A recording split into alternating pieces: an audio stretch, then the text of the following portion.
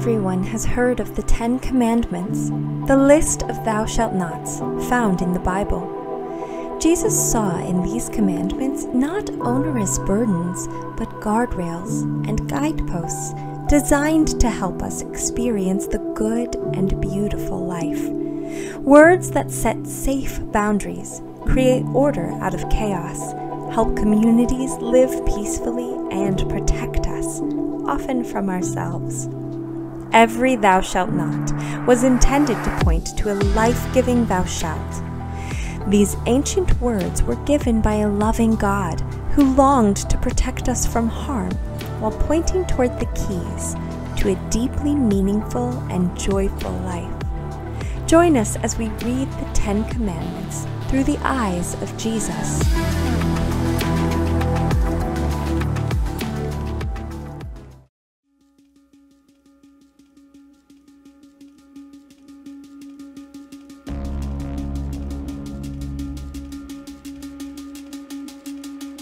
Very early in my preaching career, like my first or second year, I was trying to make a point about how light skin is more valued than dark skin in our culture. And I used the example of Michael Jackson's skin color changing from being really dark when he was young to being really light as he got older.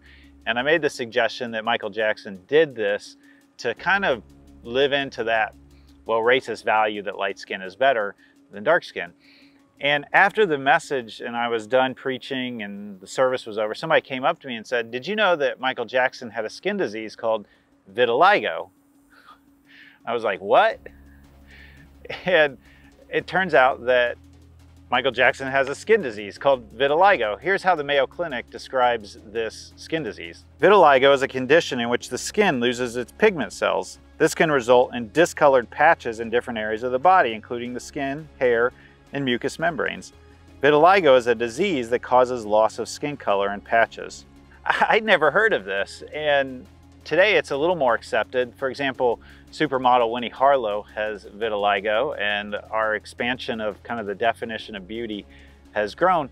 But here it was, I was from the pulpit sharing misinformation, really testifying falsely against Michael Jackson.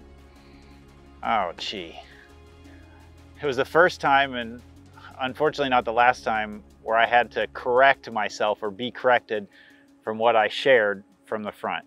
Now today we're continuing this series on the 10 Commandments, and we're on the commandment about not bearing false witness against your neighbor. Here's how Exodus says it. You must not testify falsely against your neighbor. Throughout this series, we've been encouraging you to memorize the 10 Commandments. We've given you a bookmark, and I hope you've use that, or you can download it at the link sycamorecreekchurch.org/10 commandments. I just want to run through the 10 commandments real quick so that we can get our bearing for where we're at right now today. Now the first 4 are all about our relationship with God. They are, you must have no other gods before me. Do not make an idol for yourself. Do not use the Lord your God's name as if it were of no significance. Remember the Sabbath day and treat it as holy. Now when we get to number 5, we're talking about how we treat one another. So here's number 5 and on. Honor your father and mother. Do not kill. Do not commit adultery. Do not steal. Do not testify falsely against your neighbor. That's where we're at today. And then the last one, which we'll deal with next week at Sleepy Hollow State Park, is do not covet. So I got a question for you. Turn to a neighbor and answer this question, or if you're watching online, type it in the comments. How's it going memorizing the 10 Commandments? Let's talk about that.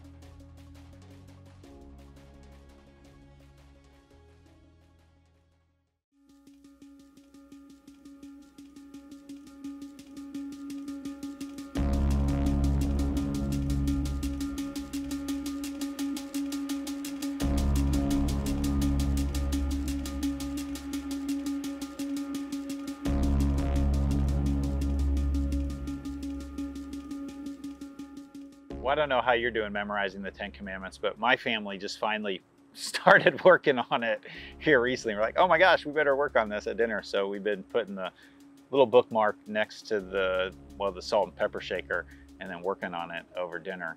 I hope you're walking along with us and memorizing these 10 commandments. They really can be guidelines or guardrails for the good and beautiful life, not just sort of killjoy rules that we have to follow.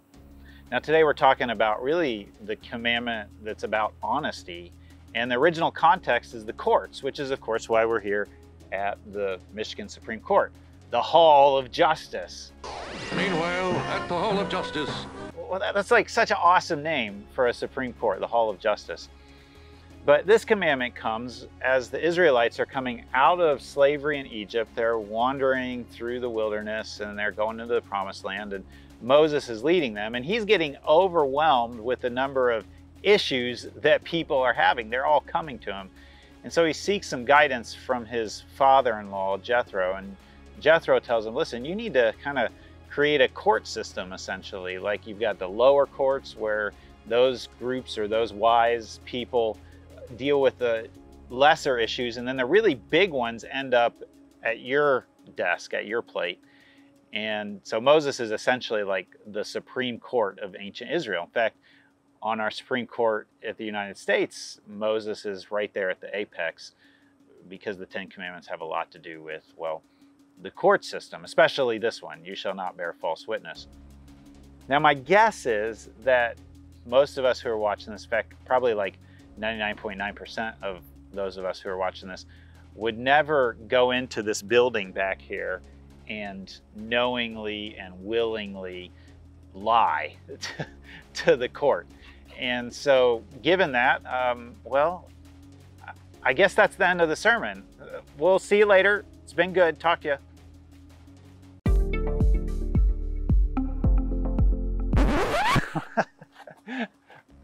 Okay, maybe it's a little more complex than that, right? Because this commandment is really all about honesty and how we tell the truth, not just in the courts, but in our entire life. And I wonder, maybe you've never been in a court and testified falsely, but have you ever been falsely accused? Most of us have probably been, or at least felt like we've been falsely accused by a sibling when we were little, or maybe a teacher or a boss or a coworker. Somebody has said something that you felt like wasn't truthful about you. And these false accusations can really be damaging to us. This message comes from the Church of the Resurrection, preached originally by Adam Hamilton. It's the largest United Methodist church in the United States. And on the staff of Church of the Resurrection is a pastor named Darrell Burton.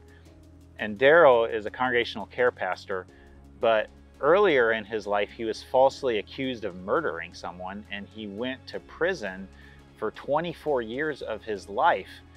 And now he's a pastor at Church of the Resurrection. Here's Darrell telling his story.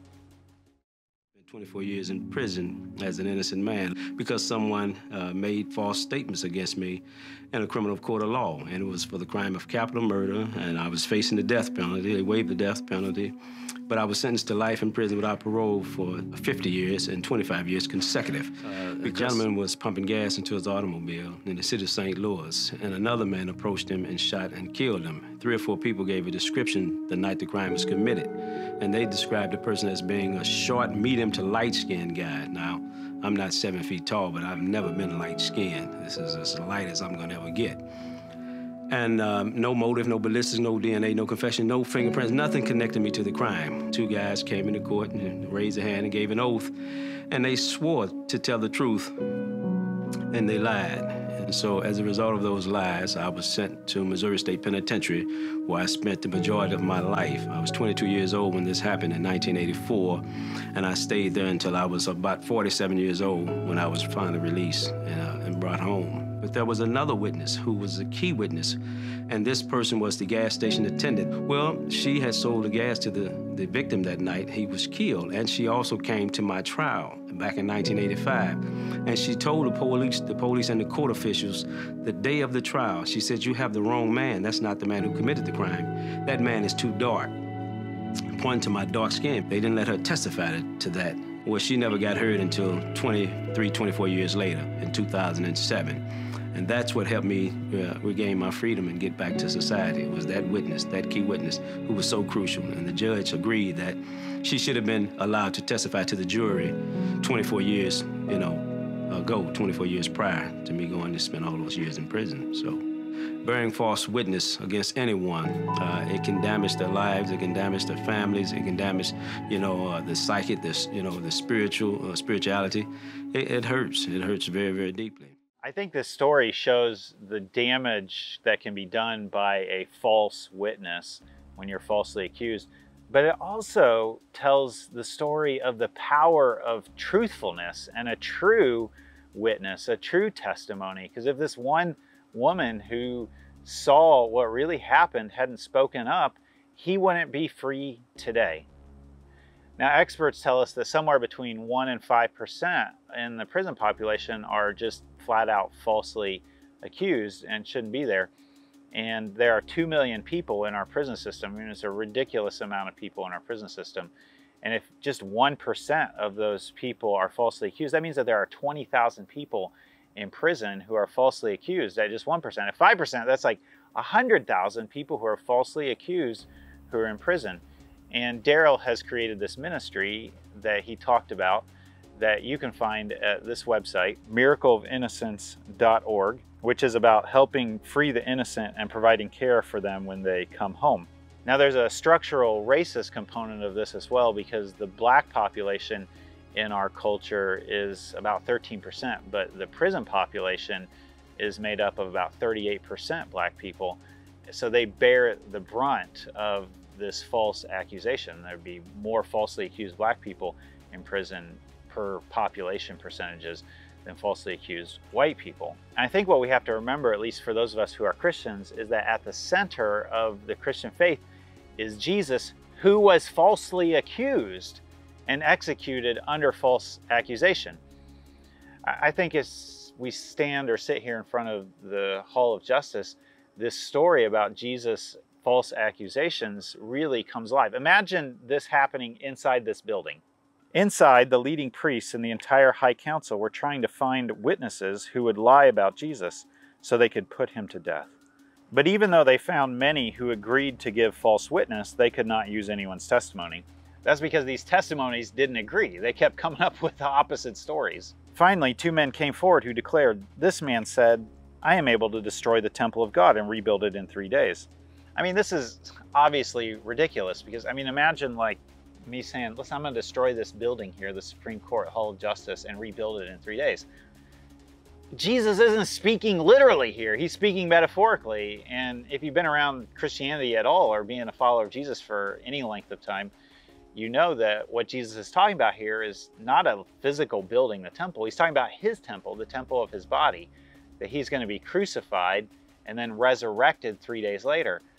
But these people take what he meant metaphorically and they twist it to be a literal testimony in a court of, well, law, so to speak. As I read this story and reflect on it, it makes me wonder how many people have been hurt by Jesus' words or the Bible's words, which were meant to be metaphorical and instead were taken literally. I think about how women have been treated. I think about how people of color have been treated. I think about how the LGBTQ community has been treated. Sometimes maybe not necessarily missing the metaphorical sense of the words or the text, but just missing the whole spirit of the thing, of love and justice and mercy and goodness and kindness and gentleness and all of these things that are really at the center of following Jesus. This reminds me of a story about John Wesley, the founder of the Methodist Church, who really emphasized sort of simple living. Like the early Methodists didn't wear a lot of jewelry or fancy clothing. And one time he was meeting with this husband and wife, and in an effort to shame his wife, the husband lifted the wife's hand up and put it on the table. On her hand were all of these rings, and the husband said, "Look at this hand." He sort of said it with scorn, again, in an attempt to shame his wife. And John Wesley looked at the hand and he said, "That's a beautiful hand." because what he noticed was that the husband was missing the whole spirit of the Methodist movement. You don't live simply to shame people who are not. You live simply to love the world more faithfully. So here's another question for us today. If you're watching at home with somebody, turn to the person you're watching with and talk about this, or comment in the comments section, in the chat section. Where have you seen Jesus' words or the Bible's words taken literally when maybe they should have been taken metaphorically and ended up hurting people? Let's talk about that.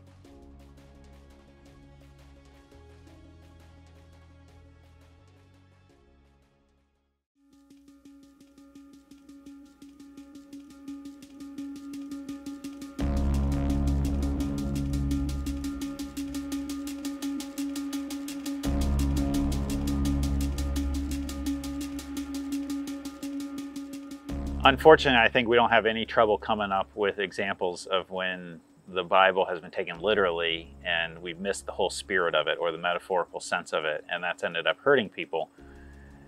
Interestingly enough, the Bible takes this whole like truth-telling, this whole false testimony thing really, really seriously.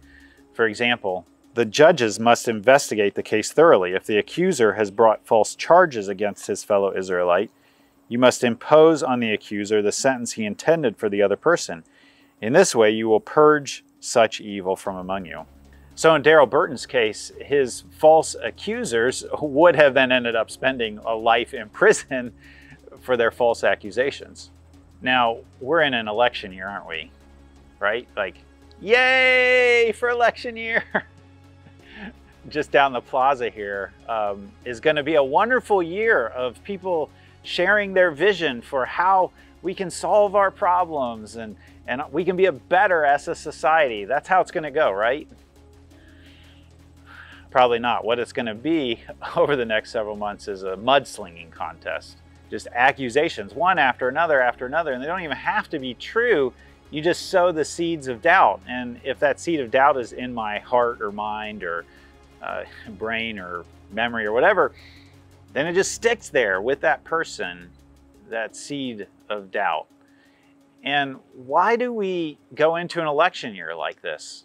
Why does that happen? Is it because our politicians are so bad? Maybe.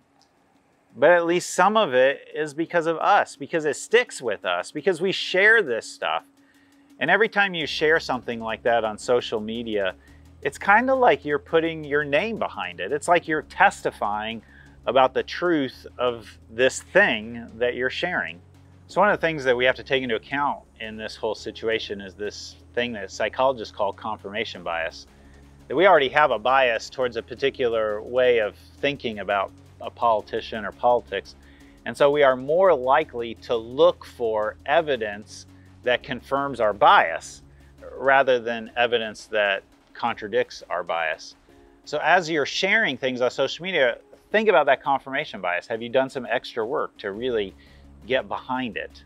I mean, this is even harder in a day and age where we've got fake news and we've got AI bots who are sharing things. And anytime you share something like I did with Michael Jackson's Vitiligo, you put your name behind it. And that's the season that we're in. So let's be known not as people who sling mud at each other or people we disagree with.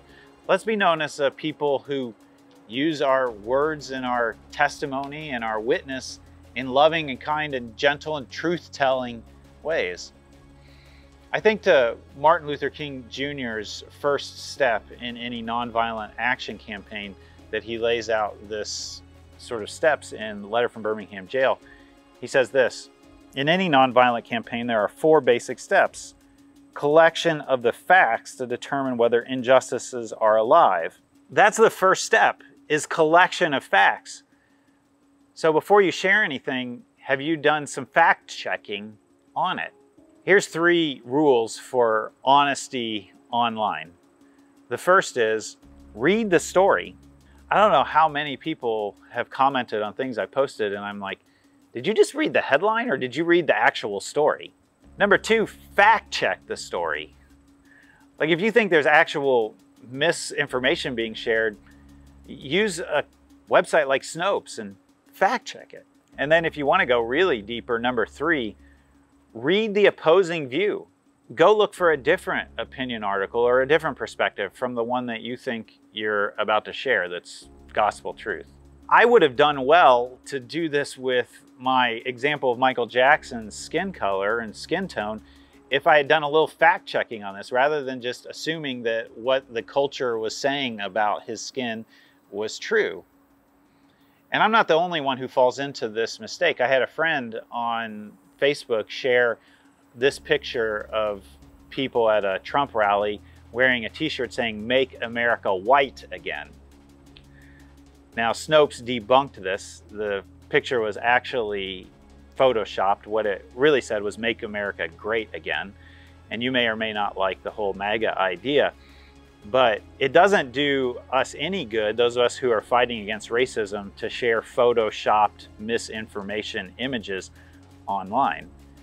And so my friend had to retract his picture when somebody pointed out that it was photoshopped. Now, it is easy to understand why my friend got pulled into sharing this misinformation, because there are politicians who have run on that phrase, "Make America White Again," like this billboard for Rick Tyler. This isn't a fake billboard. This one's true. I fact-checked it. Now, here's a news headline that made me really laugh recently. It was about Ron Desantis passing a law for liberals to stay in California and not to move to Florida. I laughed out loud when I read this, and these are the kind of things that I see shared online. If you zoom out just a little bit, you'll see that this is by the Babylon Bee, which is a satire site.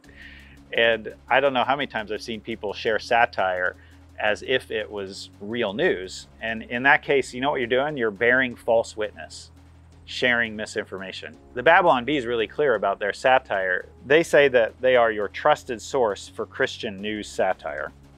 So here's another chat question for you. Have you ever shared something that turned out to be not true? How did you go back and fix it? Let's talk about that.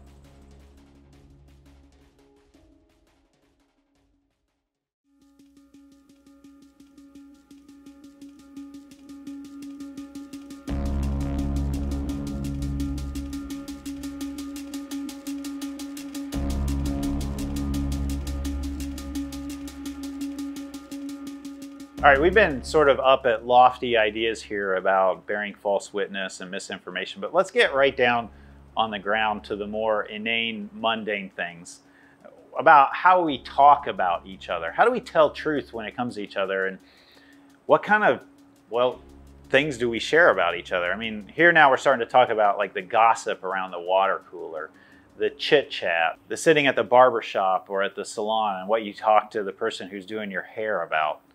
Are these things truthful? Are they good? Do they need to be shared? Or are you passing on things that maybe you've heard second, third, fourth hand that may or may not be true? Now, pastors aren't immune to this either. When pastors get together, we can struggle at times with sort of gossiping about our churches. So I'm right here with you, friends. I'm talking to myself as much as I'm talking to you. After 13 years of being a pastor, going into my 14th year, I've done enough counseling with people in marriages or otherwise to know that whenever one person comes and talks to me about what's going on, there's always another story. There's always another way of framing the whole thing. In fact, I can't think that I've ever had somebody come to me and say, "Listen, Pastor Tom, my wife is leaving me and it's all my fault. I'm the one who has messed up. She didn't do anything wrong." No, that's not how nobody ever comes to me like that. It's always something that the other person has done. And if I talk to the other person, guess what they say? It's always something that the first person has done that came to me. There's always another story. Now, here's another way this commandment plays out, and that is when somebody shares with us something in confidence. And too often we go to somebody and we say, "Well, don't share this with anybody else, just between me and you." In fact, I had somebody just the other day say, "Just between me and you." Maybe if you have to start your comment with "just between me and you," maybe it should just not be shared at all. I mean, here we get into the whole telephone phenomenon, right? Like you share it with one person and then the second person, and third person, fourth person. And by the time you get to the fifth, sixth, 10th person, it's got so much misinformation in it. It's so false compared to what it started with. And I kind of wonder at times if trauma doesn't amplify this effect. And we've all been through trauma, like a serious worldwide trauma over the last 2.5 years. And maybe we should be a little skeptical at times of ourselves and our ability to share truthfully what is happening. Sharing misinformation about somebody or gossip or false accusations can really be damaging to people. And this is especially true of teens. A 2018 Pew survey found that 32% of teens had false rumors spread about them online. That's 26% of boys have had that happen, and 39% of girls have experienced this. Now, as an adult, as a pastor, I have this happen all the time. Something comes back to me and it says that I said something, and I think, what in the world? How did they get that out of what I said? But as an adult, I have some extra resources to deal with this. But our teens are really struggling with this sort of false accusations, this false witness, this false testimony that's being said about them online. As a teen, this could stick with you for your whole life. It can be a wound that you never really heal from. Now, sometimes in churches, we cloak this whole thing, this gossip, in a sort of holiness or garb of sharing it as a prayer request. I really think we should pray about John's marriage that's really struggling right now. I mean, let's keep that here in the small group, but we should just pray about that. And if you share a prayer request with somebody that the person you're sharing about hasn't given you permission to share that, then I don't know, you're on thin ice there as far as this whole telling the truth thing. The Proverbs are the wisdom book of the Bible, and they share this wisdom for us. It is foolish to belittle one's neighbor. A sensible person keeps quiet. A gossip goes around telling secrets, but those who are trustworthy can keep a confidence. We have something to help us navigate these sorts of situations at our church. It's called the role renegotiation model. It's really about what to do when you have a broken expectation. A small broken expectation is called a pinch. A big broken expectation is called a crunch. And the best thing to do when somebody pinches you or crunches you is not to go to somebody else and tell them what that person did. You'll never believe what so-and-so did to me. No, in fact, if somebody comes to you and says that, what you should say is, have you talked to that person about it? Say, oh, I could never go tell them. I'll go with you and help you. The best thing to do when you're pinched or crunched is to go back to the person who broke the expectation and renegotiate the pinch or the crunch, the expectation with them. And when you renegotiate, that means that your expectation has to be on the table too, because your expectation may not have been realistic to begin with. If we have any bit of health in our church around relationships, it's founded on this basic idea of renegotiating with the person who broke the expectation, rather than sharing it around in gossip. So next time when somebody comes to you and says, oh, I hated it when Pastor Tom did that, here's what you say. Have you talked to Pastor Tom about that? And if they're not willing to do it, then say, I'll go with you. Now we're into a place where all of us like this teaching of Jesus, except when it's applied to us. It's about judging others. Jesus says this, do not judge others and you will not be judged, for you will be treated as you treat others. The standard you use in judging is the standard by which you will be judged. And why worry about a speck in your friend's eye when you have a log in your own? When you make false statements about someone, or when you share information that was shared in confidence, or when you gossip, you're making a judgment about somebody. Here's two basic ideas that Jesus shares that we all know that could guide the way that we speak honestly about other people. Love your neighbor as you love yourself, and do to others as you would have them do to you. So the question here is, not only do your words speak honestly, but do they reflect love? Are they loving? There's this story told about St. Philip Neri. He's a 16th century Italian priest. And of course, priests would hear confession of people, and the town gossip showed up and confessed all the ways that they had gossiped this past week. And Philip Neri heard the confession and said, here's your penance. You know, good penance kind of works in opposite of whatever the sin that you did. But he gave her this strange penance. He said, go and get a chicken and pluck all the feathers from it and then bring the plucked chicken back to me. So the town gossip went back to the farm, not really understanding what Philip Neary was doing, what the priest was saying for them to do. Plucked all the feathers out of a chicken, brought the chicken back to the priest, and then Philip Neary said to the gossip, okay, now go pick up all the feathers that you plucked. And the town gossip said, that's impossible, they've all blown away. And Philip Neary said, that's like your words of gossip. They've all blown away, and there's no way that you can gather them back together. Now, I don't know about you, but that punches me in the stomach, punches me in the gut. And I think about that false information, that false testimony I shared about Michael Jackson intentionally dyeing his skin to make it lighter, to fit with cultural standards of beauty. And I had to go back the next week and had to repair. I had to say, listen, I need to make a correction. I shared this wrongly. But you know what? Not everybody who was there the week before was there the second week. And so here I am again, a third time, trying to repair the misinformation, to gather back all the feathers and all the ways that I've contributed to bearing false witness against somebody. Friends, let's be careful with our words. Let's speak honestly. Let's speak lovingly. Let's use our words to build up rather than to tear down. And in that way, we'll be living inside the guardrails of the good and the beautiful life that God has for us inside of this 9th commandment. You shall not bear false witness against your neighbor. Let's pray that we would be a people like that.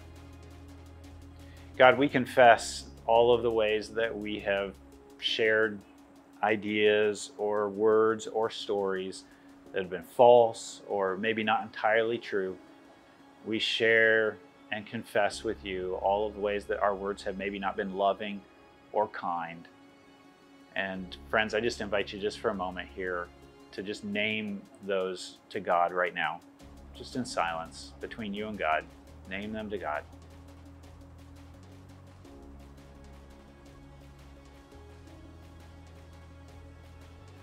God, we made this confession to you. Give us the strength to go and repair what we can repair, and give us the grace to live differently into the future. In the name of Jesus, and the power of the Spirit, and all who agreed, said, or typed, amen.